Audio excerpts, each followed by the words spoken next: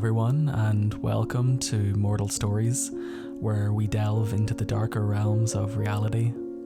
I am your host, Andrew, and today we will be looking into the legend of the Dullahan, the inspiration for the Headless Horseman that comes from ancient Irish folklore. Grab yourself a snack and let's get into it. Early depictions suggest the Dullahan is the physical embodiment of the ancient Irish mythological figure Crom Dubh, who in turn is based on the pagan god Crom Cruach, whose name roughly translates to crooked mound. A god who was sated by human sacrifice, which had to be done every year. A legend which has some evidence from a 12th century Irish poem referencing sacrifice in return for milk and grain. The method of sacrifice preferred by the god was decapitation. This, however, fell out of popularity as paganism was replaced by Christianity brought by Palladius and St. Patrick in the 5th century CE. The Dullahan is depicted in a few variations, but most sources agree that he is a headless rider of a horse, or more prominently a carriage pulled by black horses called a death coach.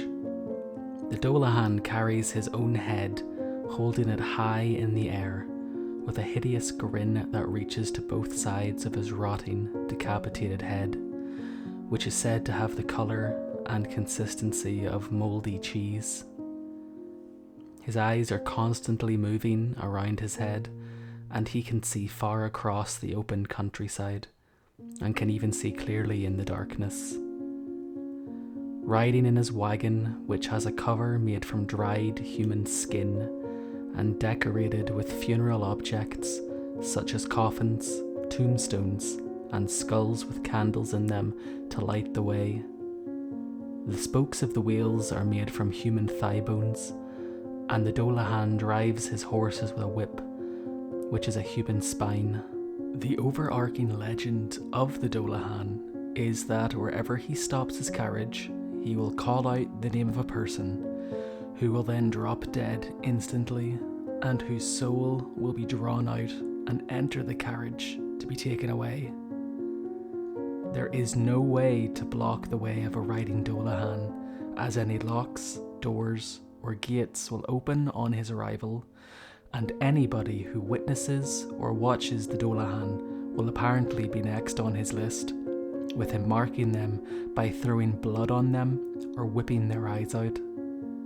The only way to stop the Dullahan is rumoured to be gold, as even a single piece of it can make him disappear. Now, first few hand accounts exist, but upon doing research I've managed to unearth a few. So the first account I found was in the writings of a Thomas Johnson Westrop, and he writes that a man called Ralph Westrop was ill in bed. His sons were waiting on the steps of the home on the arrival of a doctor. Suddenly, they saw a large coach drive into the paved court in front of the house. They opened the doors of the house to greet the driver, but the coach, shrouded in darkness, began again at speed down the avenue, which was fenced in at both sides. The sons ran towards the gate when the noise stopped abruptly.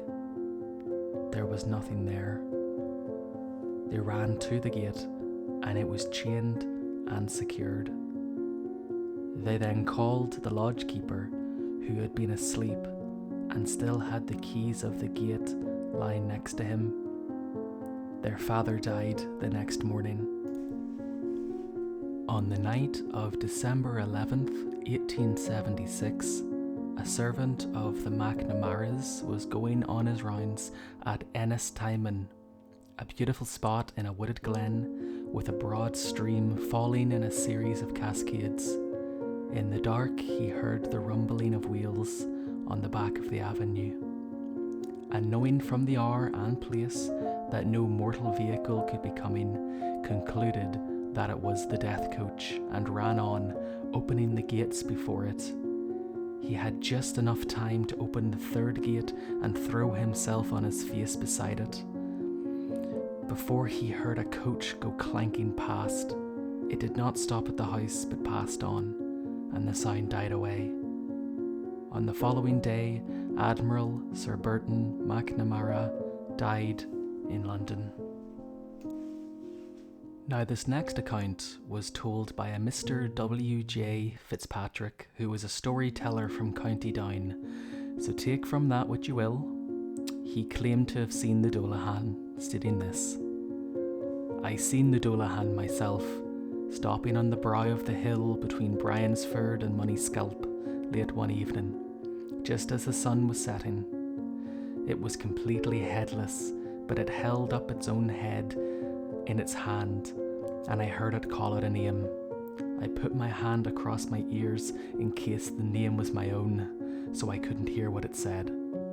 When I looked again, it was gone, but shortly afterwards there was a bad car accident on that very hill, and a young man was killed. It had been his name that the Dullahan was calling."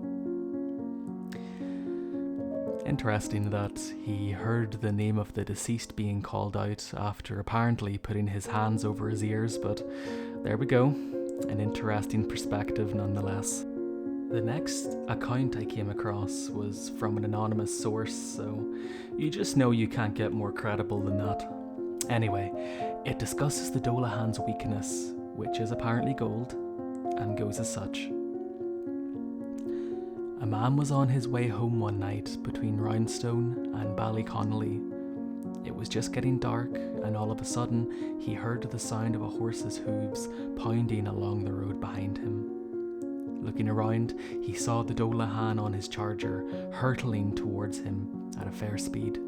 With a loud shout, he made to run, but the thing came on after him, gaining on him all the time.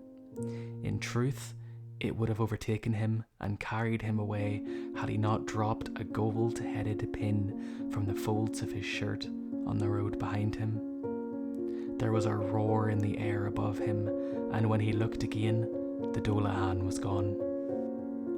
I think it's safe to say that the influence of the story of the Dullahan can be seen in popular folklore all around the world.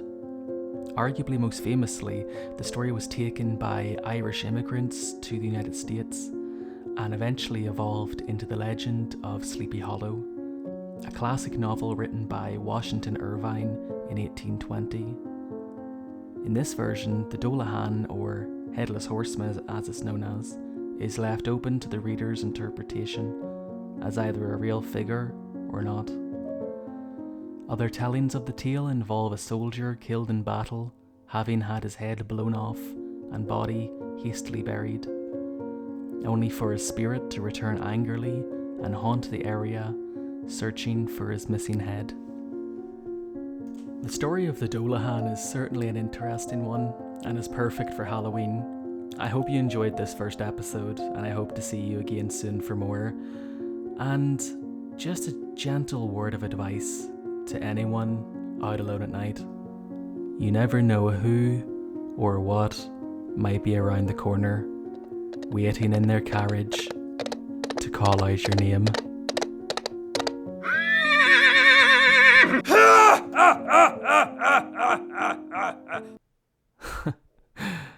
Happy spooky season, everyone.